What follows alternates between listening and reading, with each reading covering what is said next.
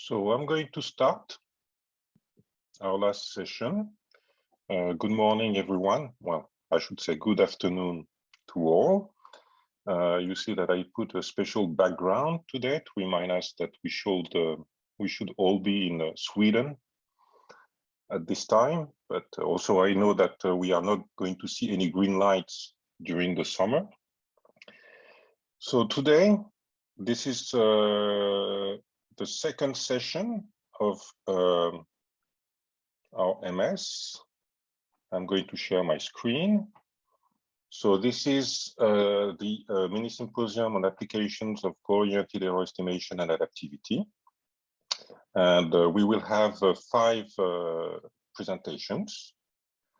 And after that, as I said before, we will have some questions, so don't hesitate to ask questions in the chat. The first presentation will be given by Andreas Wieser, and it's going to be on oscillation in a posteriori error estimation.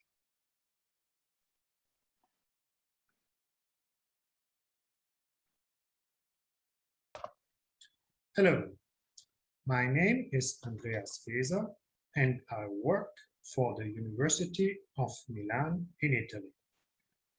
This is a short introduction to the article Oscillation in a posteriori error estimation. The article recently appeared in Numerische Mathematik and is a joint work with Christian Kreuzer from Dortmund in Germany.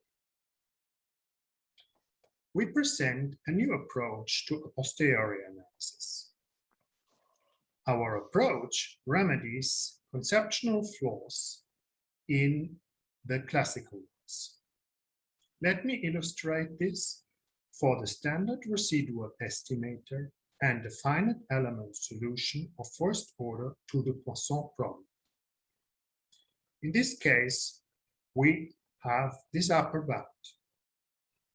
It involves jump residuals over the skeleton sigma of the mesh and element residuals. Perhaps the quickest way to see that this bound is flawed is to consider the case where the exact solution happens to be a finite element function. Then the finite element error is 0, while the upper bound is not. Indeed, since in such a case the right-hand side f is not in L2, the second term equals infinity. It is therefore no surprise that if you derive a converse or lower bound, there has to be an additional term, here shown in orange. It involves f bar, the piecewise constant function that takes on the mean value of f in each element. This term then measures an approximation error, which motivates its name, oscillation. Here, the oscillation measures the discrepancy from a true equivalence. Our approach delivers an unspoiled equivalence. The new twist is an operator pi. This operator is linear, defined on whole h-1, and locally stable.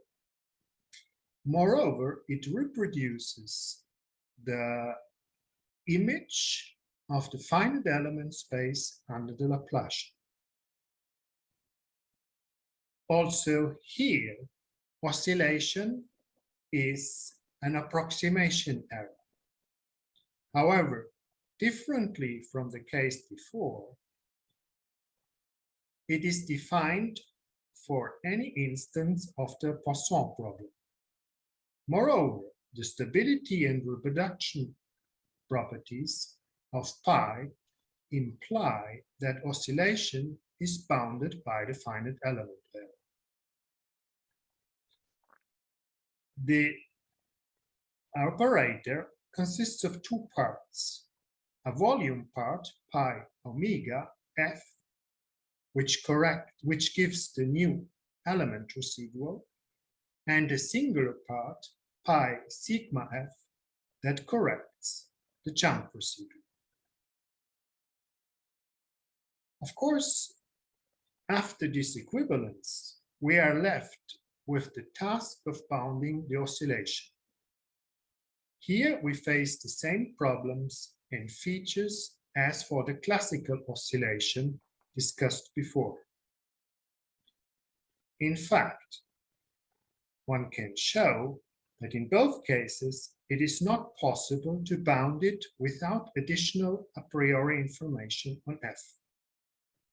On the other hand, we have the advantage that the task involves only known data f.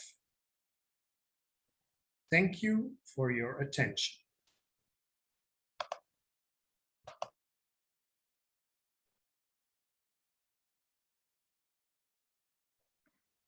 Thank you, Andreas.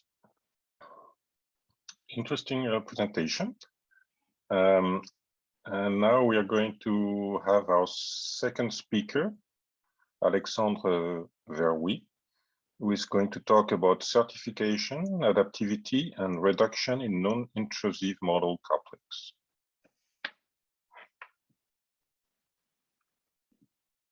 Hello, my name is Alexandre Verwy, and I will talk about my research with Ludovic Chamois on certification, adaptivity, and reduction in non-intrusive model coupling.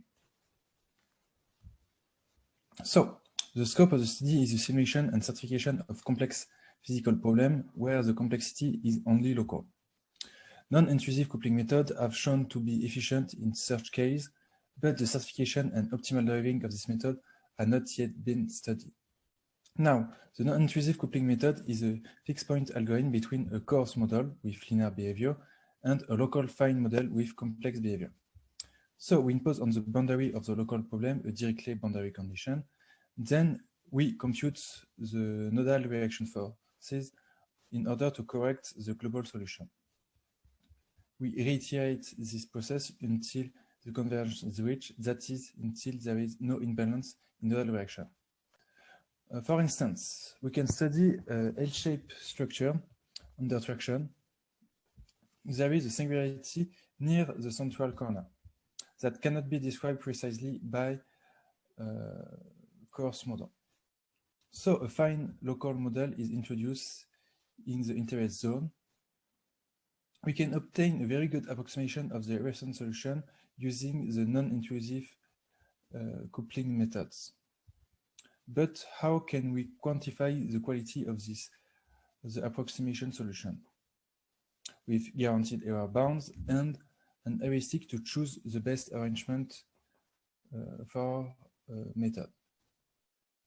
A solution is using the constitutive relation error, where an unmissable solution is constructed from the solution computed with numerical methods. An upper bound of the error is evaluated from the admissible solution. The error is supposed to come from the constitutive relation. By applying this concept for our method, we notice that we need a post-treatment of the solution raised from the iterative algorithm in order to recast the reference problem. So a continuous displacement field and a continuous stress field are required. From the global error estimator, we construct three error estimators associated with the parameter of the non-intrusive coupling method. The modeling error associated with the size of the local domain, the convergence error associated with the fixed point algorithm, and the discretization error associated with the local and fine description of the physical problem. Finally, with this error estimator, we can construct a method choosing the best enhancement at each step. It means enlarge the local domain, continue the fixed point algorithm, or refine the local domain according to which error is the most important. Now we want to be able to compute quickly the local solution raised from the non-intrusive coupling. So we search the local parametric solution in separated form using the proper generalized decomposition. In our case, we have three parameters in the space, the local geometry, and the boundary condition. Let us focus on geometric parameter. So for this case, we study a strip with a square hole under traction. We only need to describe 1/4 of the structure because of the symmetry. The first step is to write the separated form for the stiffness matrix and second member using an analytical approach or numerical approach such as the singular value decomposition. Then we use the proper general decomposition to compute the solution in separated form. We can see this application of this method here, where only a few modes are needed to compute the solution for a given parameter. In conclusion, to conclude, the work accomplished so far are an optimal driving of non-intrusive global local coupling methods using the constitutive relation error, the construction of admissible stress field with internal loading, construction of a reduced order model for the local domain, and our further prospects as the following: an optimal driving of non-intrusive coupling in nonlinear case, study of the robustness of non-intrusive global local coupling.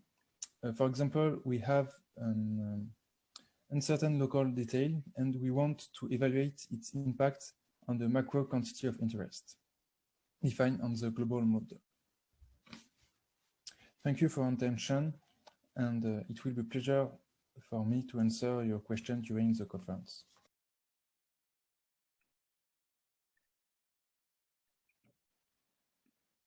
Thank you, Alexandre. That was a very dense presentation.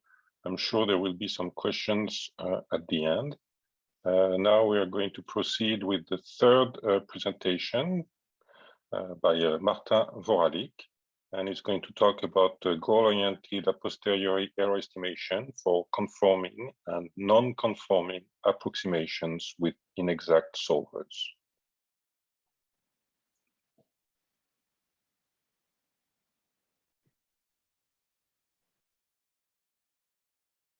Hello, everybody. I would like to thank the organizers for inviting me to this mini symposium, and to all of you for listening to my talk on goal-oriented a posteriori error estimation. The setting we consider is rather simple: second-order linear elliptic pure diffusion problem with diffusion tensor K and inhomogeneous Neumann, and possibly as well Dirichlet boundary conditions. The numerical approximation UHI to the exact solution U is essentially arbitrary, piecewise polynomial degree P with respect to some computational mesh, possibly non-conforming, DG type higher order, with this index I saying that we do not need to solve this UHI any linear system. On the contrary, we consider it as a product of an iteration I of some algebraic iterative solver. The same situation is for the corresponding dual approximation U tilde HI. What are the goals of my talk?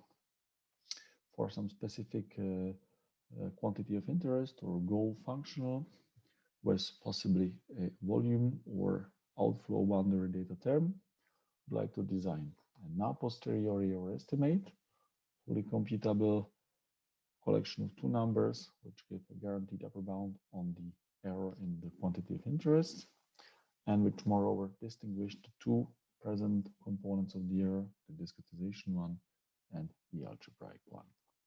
Moreover, we would like to design an adaptive algorithm where, in addition to usual estimation of where error is and adaptive mesh refinement, we also control to which extent is it reasonable to inexactly solve the system. So stopping criterion on the system, the stopping iteration I bar. I will only show you numerical examples of the work in this talk. There will be three of them. First of all, a 2D with a regular solution case. The solution is on the left, and the subdomain where we take this volume part is here on the right, close to the steep region. I will be presenting three types of results. First of all, the goal error. So how far the approximate goal is from the exact one. The effectivity indices of our a posteriori estimates, which are rather nicely close to 1. And the number of algebraic solver iterations associated with mesh, where we always have two curves, one corresponding to what you would typically do, solve the linear algebra to some very small residual, and one where we stop rather early in our setting. You see that essentially no difference in terms of the quality of the approximate solution, similar effectivity indices, and a huge gain in terms of number of iterations. Well, it's better seen maybe in this detailed graph on one fixed, the third mesh in the previous example, for the two primal and the dual problem, where I now show you the estimators, the one on the discretization error and the one on the algebra, and their behavior in terms of BiCG or linear solver iterations. We see that at the beginning, the algebra dominates, but essentially from this point on, there's nothing going on. And that's essentially the point where we stop when the algebra is, in our case, 10 times smaller than linearization, much earlier than you would usually, both for primal and for the dual problem. I'm going to show you a 3D example. This time a singular solution and adaptive mesh refinement. You've maybe seen these types of plots. The error in terms of number of unknowns goes down much faster with mesh refinement that is adaptive. That's the blue curve. What we bring new with the stopping criteria is that not only there are fewer unknowns, but also you need much lower number of linear algebraic solver iterations, and that's again the gap here in the right plot. My last example, back to 2D, but very much heterogeneous porous media, and also another difference respect to the previous slide, goal that is now goal function in terms of outflow. I have two plots, no known solution in this case. The estimators, they go nicely down with the increase of number of iterations, and then again the gain that you can obtain if you stop at a good point. Thank you very much for your attention.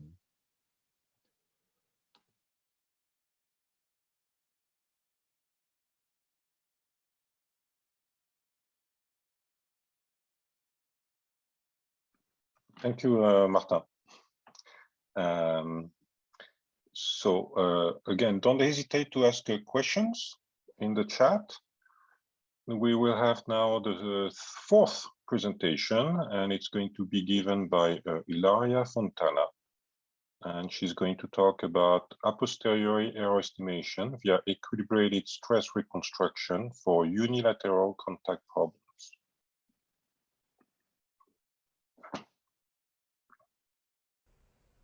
Hello, my name is Ilaria Fontana, and I am a PhD student of the Montpellier University and of the R&D division of EDF, which is the main electric utility company in France.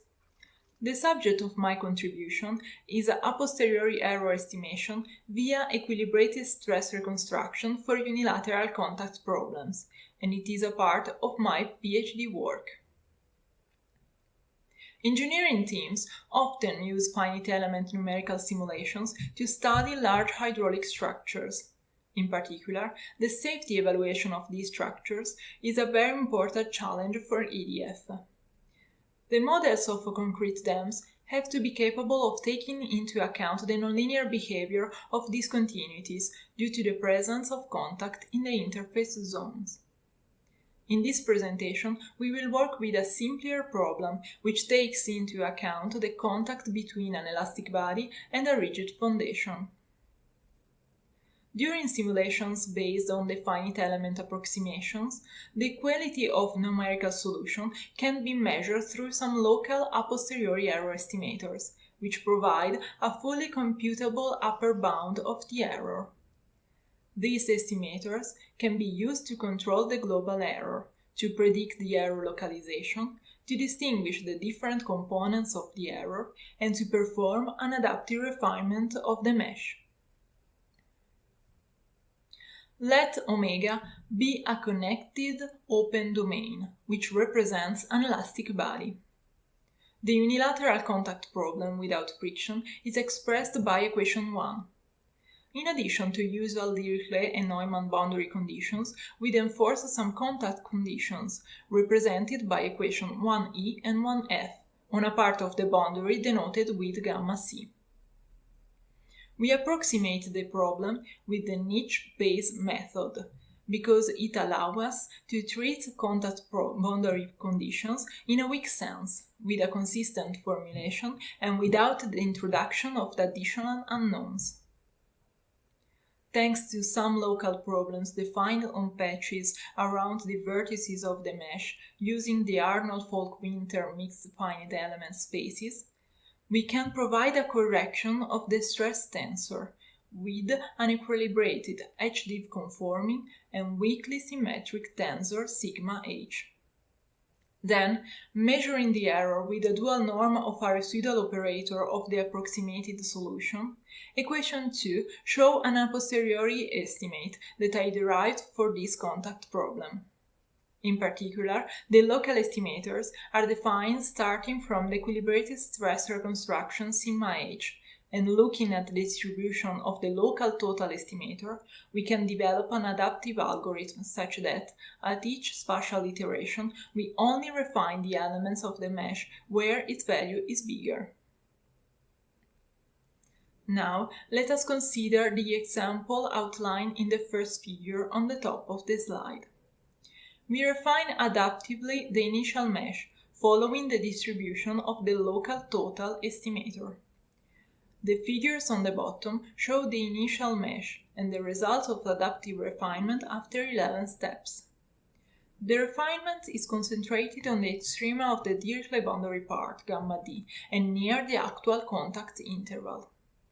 Moreover, the second figure on the top of the slide compares the convergence on uniformly and adaptively refined meshes for the H1 norm and the energy norm of the error, showing the corresponding curves as functions of the number of degrees of freedom. We note that the adaptive approach provides better convergence rates. In conclusion, in this presentation, we have considered the unilateral contact problem without friction, approximated with a niche-based method.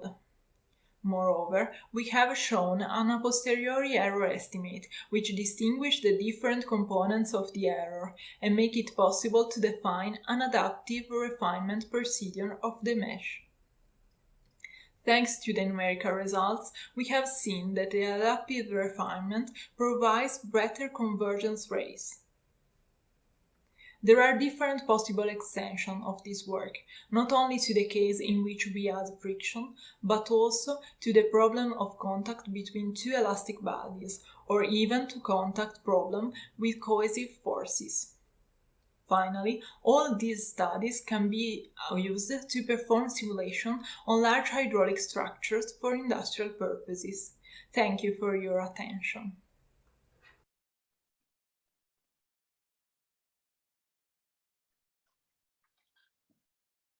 Thank you, Ilaria, for a very clear presentation.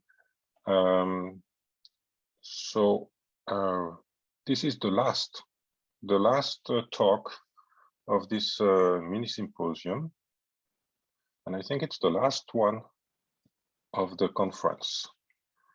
So it's going to be given by Yannis Toulopoulos, and he's going to talk about stabilized space-time finite element approximations for a class of quasi-linear parabolic problems. Enjoy. Okay, I'm gonna present a space-time finite element scheme for a class of quasi-linear parabolic problem. Let's see briefly the main part of the talk. First, some notations, the PD model, then we'll say a few words about the space-time finite element discretization, and during the last part we'll see some numerical tests. Let's see the main idea. Usually when we have to discretize this problem, first we discretize in space using a finite element scheme, and then in time using some Runge-Kutta scheme. This approach leads to some restrictions between delta t and delta x. In our work we do something different. We consider t just another spatial variable, xt plus 1. And first we derive in the space-time cylinder Q the space-time variational formulation. Having this, and based on that, we construct the space-time finite element scheme where we discretize simultaneously and in a unified way in space and in time, following finite element techniques. In this approach, ut plays the role of pure advection in xt plus 1 direction. We stabilize our discretization in this direction by using some classical streamline upwind techniques. There are many advantages of this approach. Just I would like to say 2-3 of that. First of all, we don't have some restrictions between delta t and delta x. This approach fits well for developing domain decomposition techniques, and also we can apply high order discretization in space and in time simultaneously. Now, let's see how all this can be applied for this quasi-linear parabolic problem that is given here, where operator A, it has this power law form when p is greater than 1 and the parameter epsilon is positive. We can consider this as a variation of the parabolic Laplacian problem. For producing our analysis, we need to introduce some auxiliary variables and to prove some properties. All of that has been done from the group of Michael Rudisk and the people there. We based on these works and we develop here our analysis. Anyway, only to say that a closely related function to A in this function f, which is given here, and now using the monotonicity properties of the spatial operator, we can prove these nice relations, which are very useful for deriving the discretization error analysis. So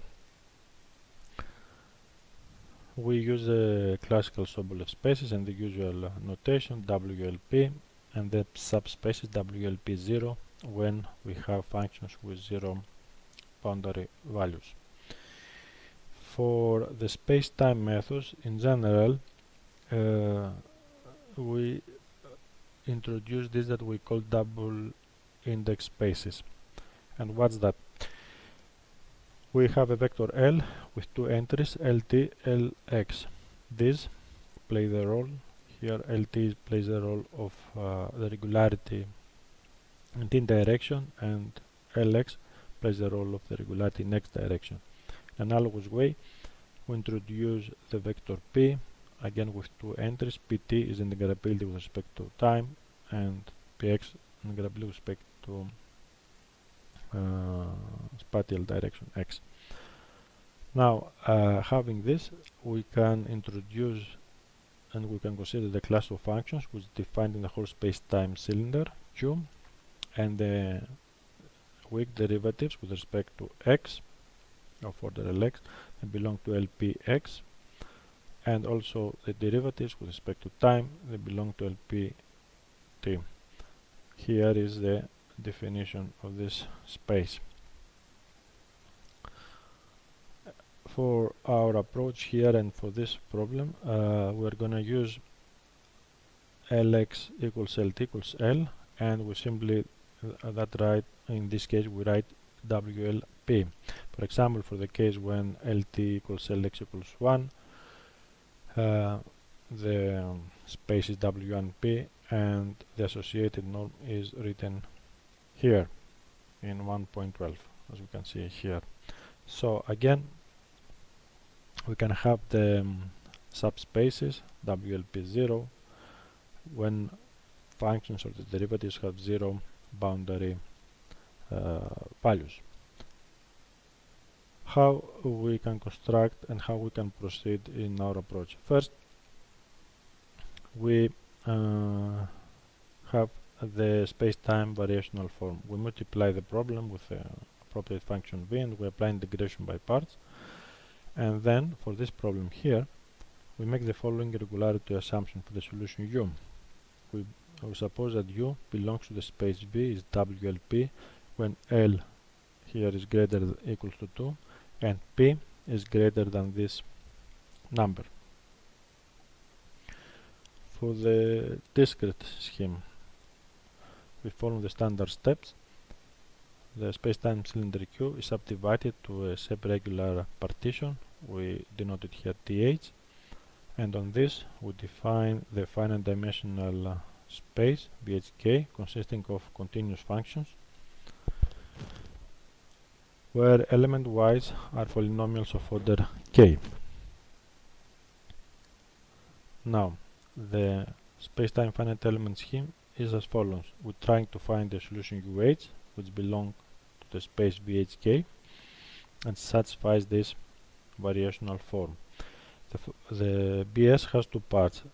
P, this is the form that we have seen before, and S is the form which helps us to stabilize the discretization in time. Here it has this symbol, the expression, when T is function of H and the parameter lambda is a positive parameter in this range. It's gonna be specified in the numerical test. Having the regularity assumptions for U, we can show that U satisfies also this variational form, and here is an expression element wise, and also we can derive these error equations. For our final convergence estimate, first we can show, and we have to show the stability estimate. We have this, and in view of this we introduce the H norm, when this is the norm when we're gonna measure the distance between U and UH, and the H star norm where with these terms given here, and this is when we are gonna use it for bounding the error. So having all of this, we are able to show this a priori error estimate. In few words, how we can do this using the properties of BS, and after some algebra we can show this relation 2.7. Now, the left hand side of this relation it includes these terms. Now, using the properties that we have seen in the first slide, we can express all of that with respect to H norm. Working in a similar way for the right hand side, apply some Holder inequalities and so on. Finally, we can show this boundaries estimate. Here is the term which is related to the discretization in time, and this is the term which is related to discretization in space. And here is the bound best approximation, if I call it in that way. For finishing, we need to prove some interpolation estimates that we can use it here and to derive our final estimate. Indeed, we can show all of that. You can see here in these lines. I don't want to say in details, but we can show it, and then finally we have all the ingredients to show our final convergence estimate for the error. This is what we have seen what we can show using this scheme. Now, some numerical tests. Few words for the values of the parameters. The T, it has this form. When lambda, it is 1 over 2 SP when the solution is W2P, and lambda is 1 over 2 when U belongs to W22. This is when the solution is smooth, and this is compatible with the linear case. Through our numerical tests, we're trying to make some investigation for the behavior of the error, this error, and this error which is relating to space discretization, even if this is very hard and it is not completely covered and supported by our theoretical analysis. Anyway, we did some computations in this direction. Finally, to say that the convergence rates are computing by using this.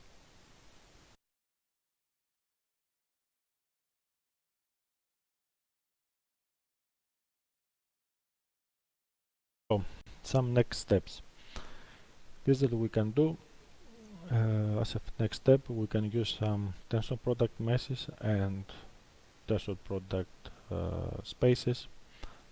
All of this approach can be combined with some DG techniques in space and in time. Probably we can use some other stabilization techniques for stabilizing the discretization in time. And in the next 2 slides, I would like to show you some results for 2 ongoing works. The first is the following. We have applied the same techniques for this problem, and we solve the problem using linear and second order polynomial spaces, and here you can see the convergence rate is this that we expect to see from the theory.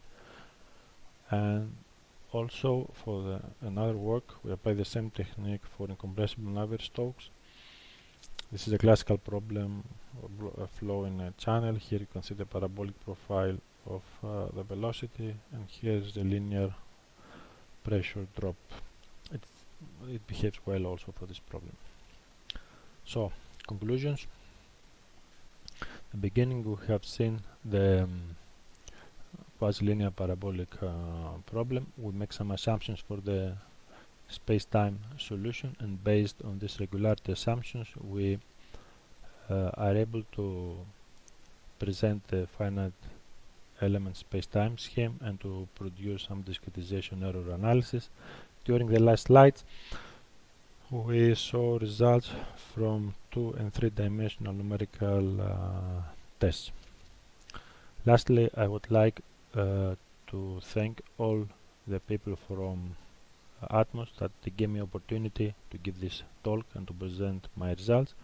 Also, I would like to thank the Institute of Computational Mathematics from Johannes Kepler University in Linz for accepting my project and for hosting my project.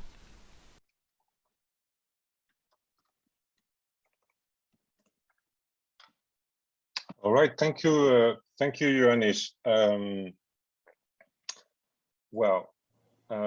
Everything was flawless until now, and basically there was maybe a mix-up with the presentations, and the one that was available for today was the long one. So Ioannis strongly apologized, and we tried to shorten it a little bit, but it was not possible. So now we are going to have time to discuss about the different presentations. First of all, I would like to thank all the presenters for those nice presentations. And I have already some questions, so you can still ask questions in the chat. I think you should be able to see the questions. So I'm going to ask first Andreas. So please, Andreas, can you? Yes. Okay. The first question is from Chris van der Zee. He's asking, was pi omega local to the element? Yeah. And what about pi sigma? Yeah. I've seen also already the second question, so I propose I answer them together. Okay. And for this, I will share the screen. And you should see now slides of the extended talk. And so here you see the definition of the operator. So here R you can replace by F. You see, when you evaluate the estimator, you just apply it on the right-hand side. And then what you do is that this is a pairing that you apply F to a test function and integrate it accordingly to which nature of the f you are going. So this is the h-1 h10 coupling. Okay, it's a evaluation of the functional of the right hand side, and this will be multiplied by certain functions. So in order to give you an idea about this operator, I have to explain you what are these functions, chi-i and the phi-i's. So the chi-i's are, in case you have the index set, sorry, I should also say this is simply the union of the elements and the faces in your triangulation. So when you have a triangle, then chi k is simply the characteristic function. And for a face, you have the delta distribution. Okay, so these are, you see, this then adds up to a functional because of the delta distributions. And the phi j's in reality is not so important what they are. It is important that you satisfy these two conditions. So you can arrange this that you have a bi-orthogonal system, for example, by choosing the phi j in case of the elements as the element bubble. And in case of a face, you take a linear combination of a face bubble and the neighboring element bubbles. So with this, I can answer the first question. So yes, the construction is local, and the value on an element of pi depends just on the element. The value of a face depends on the pair of the two elements that contains this face. Okay, that was the first question, and the second question was the computational price. I would say this is comparable to assembling the right-hand side. Okay, evaluating this thing, because you could also replace these phi j's by something that belongs to a refined space of this. So this is like these evaluations are the same thing that you do when you assemble the right-hand side.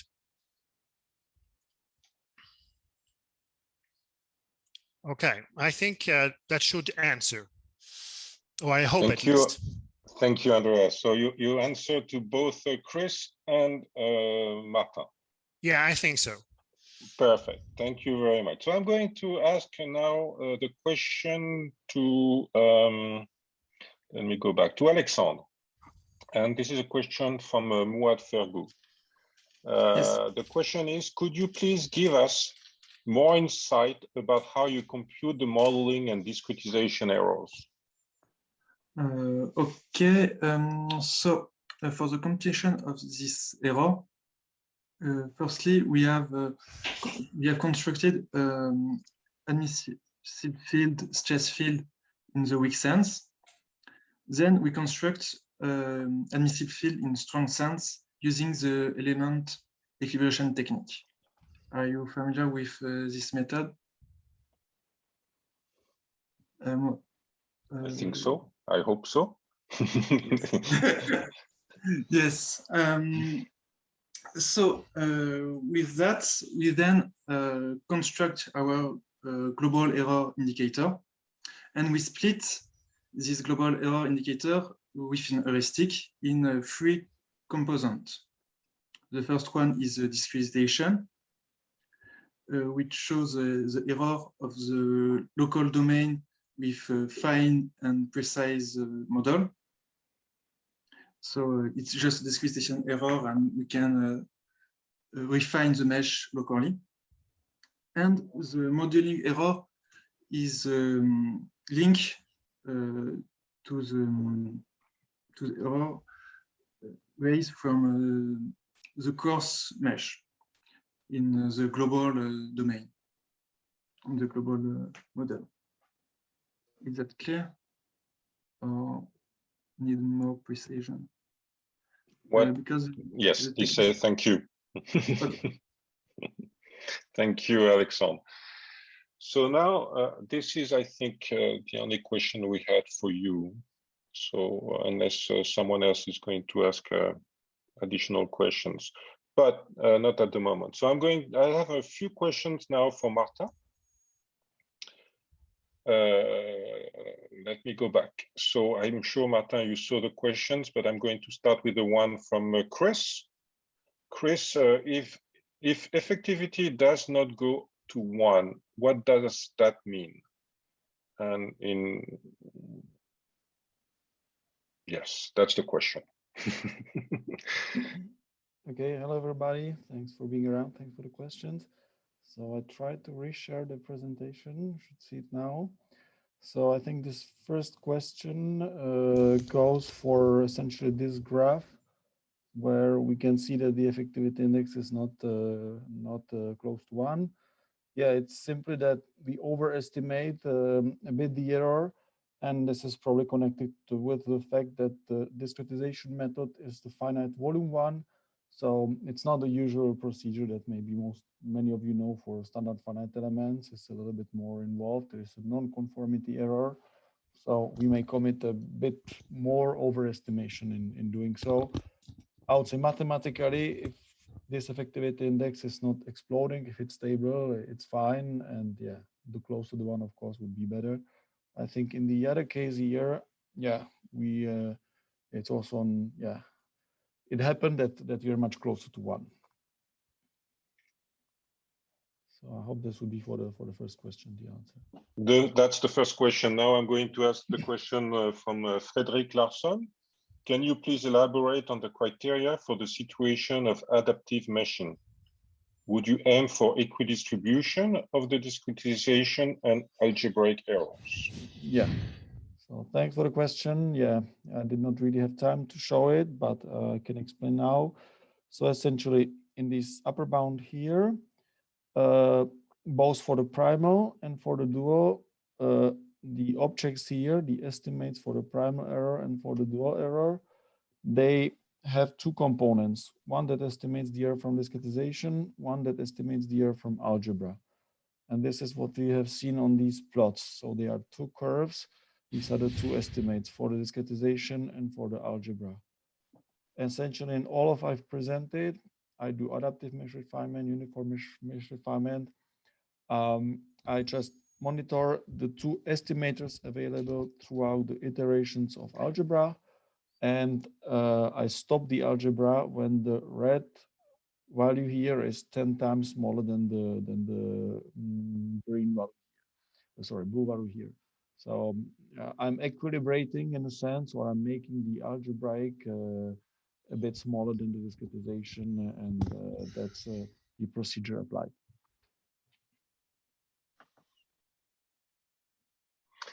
Frederick says, thank you. So the last question is from Frédéric Le Gaulle. And the question is, how do you split the error between the part coming from discretization and that coming from inexact solving? Yeah, of course, excellent question. And once again, sorry, in 5 minutes, I could not give the details. But so you have plenty of time now.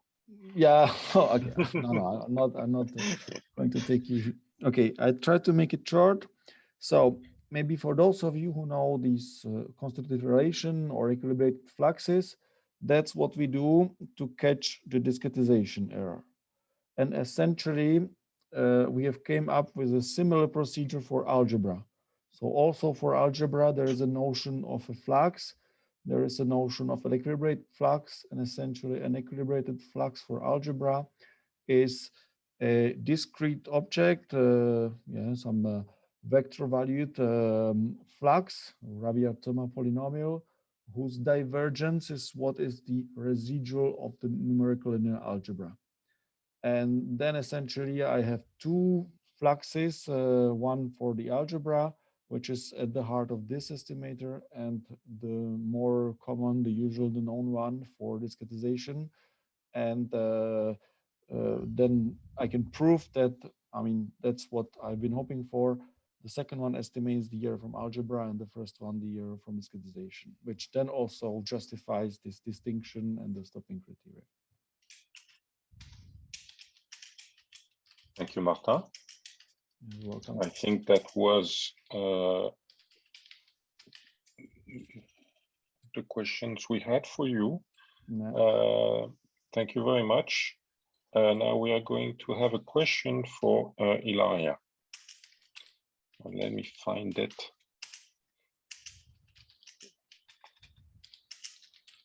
It's like I have a lot of exchanges about. Okay, I'm going to find it. Yes, that was a question from Frederick Larsson. And he's asking you to describe the different contributions to the estimator. Good afternoon to everyone. Okay, I will try to share my screen in order to explain better. Okay, so here there is a more complete presentation, and so here we have defined a total error estimator, which is which can be divided into 6 different components of the error. The first 3 are quite classical in the context of stress or flux reconstruction. And so they are simply oscillation, which depends on the data F. So for example, weight function F, and the data Gn on the Neumann part. So we have oscillation estimator and Neumann estimator. I call them in that way. And the second one is simply the difference between the reconstruction, the stress reconstruction, stress computed directly from the solution, this discrete solution UHK. And then the other 3 estimators are constructed from the niche formulation that we choose to solve the problem, and the method that we choose to solve the problem. In particular, since the niche formulation involves the projection on the real negative values, this projection is a non-derivable function. So at first we regularize this function. So we have also a regularization estimator, and then we apply the Newton method. So we have here in pink the linearization estimator, and finally the third, so the discretization estimator, is simply an estimator which measures the error of the discretization that we do in the cotton part. So the last 3 estimators are involves both the contact part and some quantity that are measured on the wall domain. And in particular, we can also, in the work, we have also developed some stopping criteria, which allows us to compare regularization and linearization estimators with the other estimators. So yes, this is in briefly the estimators that we used to perform our analysis. Thank you, said Frederick, but I have a follow-up question. Do you have some effectivity indices? Since you have like 6 contributions, I guess they... Yeah.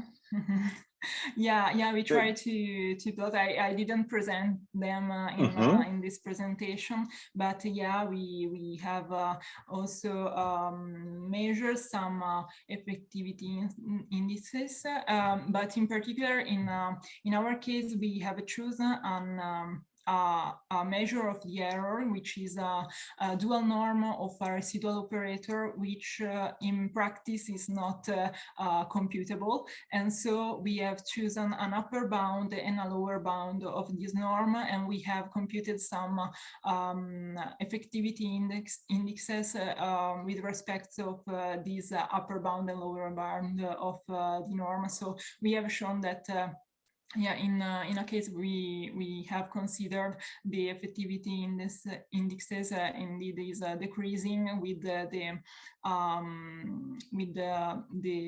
refinement of the mesh. So we refine adaptively and uniformly the mesh, and we see that this effectivity indices is approaching to 1. Oh, okay. So basically, the what I wanted to ask you, what is the range of values that you get for those effectivity indices? Yeah, I don't remember precisely, but yeah, they are. It seems to be close to 1 at the end. Okay, perfect. So it converges to 1. Now, when you do adaptivity, yeah, you just take the sum of the contributions as refinement indicators, or you try to do several different things depending on the local contribution? Yeah, there are several possibilities to do this refinement. The one that I presented here simply took the total estimator, okay. So the sum of all contribution, and we see the elements in which this total estimator is bigger, but we can consider also other factor. We have considered the total estimator in order to consider the error on the wall domain, but also the error in particular on the contact part, which is the part which gives the nonlinearity of the problem. Okay, thank you very much. Thank you. I think I have a question now for Yanis. Yes, this is a question from Yanis Amouche. And the question is the solution supposed to be a product of both spatial and temporal shape functions? In that case, would that mean that both spatial and temporal problems are solved only using only one system? So, good afternoon from Austria. Can you hear me well? Yes. Okay. Yes, you can work with tensor product spaces. We did that in the past, but for this problem here, for this approach, just I'm using the trahedron meshes and linear elements. Now, at the end, here I didn't explain in this presentation, if you follow exactly these steps, at the end, you're going to have a big system. And also we applied some parallel techniques for solving this system. But anyway, lastly, I developed a new methodology when apply DG techniques in time.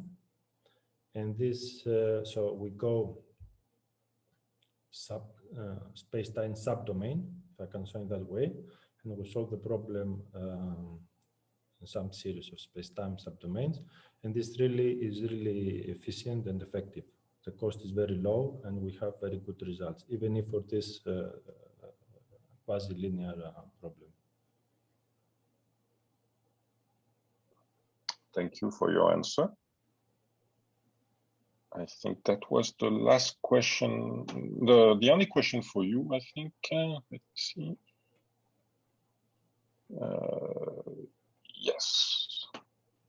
Well, thank you very much. And now I'm going to ask Martin to go back to the stage because we have two new questions for you. So I'm going to ask the first one is from Andreas. Could the algebraic fluxes be used to improve the solver? Yeah, it's a very good question, of course. The two things are connected. You have error in the solver, and finding the answer to the question, how big is the error, essentially indicates can you do something around. So yeah, and what we are doing typically, this is like doing one step of a solver, and then you could take the a posteriori estimate for the solver error as a new approximation that is better than the one you had before. Yeah.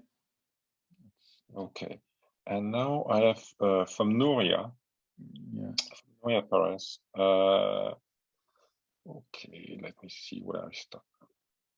Okay, so I understand that to obtain the local indicators, it is nice to have both errors split. But in order to compute the upper bounds, would it be better to first add the fields and to compute the norm rather than computing the norms and adding? Yes, also very good question, good observation. I've tried to answer in the chat in the meanwhile. And yeah, again, in the short presentation, I just showed the fine thing that separates the two components, but because we work in the language of the fluxes, we have one flux for discretization, one flux for algebra. So of course, if you first add them together, you get the sharpest possible flux. This one can bound the total error, and only then, essentially, by triangle inequality, you say this sharp upper bound is less than or equal to sum of two non-negative contributions that are the norms of the individual parts. So yeah, of course, that's the better way to get sharper bounds. Thank you, Marta. So I think yes, Noria says thank you. So I think we have no more questions. So we are approaching the end of the session, and I guess also the end of the conference. So I would like to take this time to congratulate Pedro and Frederic for the organization of a very nice conference. I think it ran very smoothly, and the session, although I could not attend all the different sessions, but I enjoyed those I could. And I think you did an excellent work. And the format was perfect with many interactions. So thank you very much. And I hope you can all join me to congratulate Pedro and Frederic, and also all the organization team.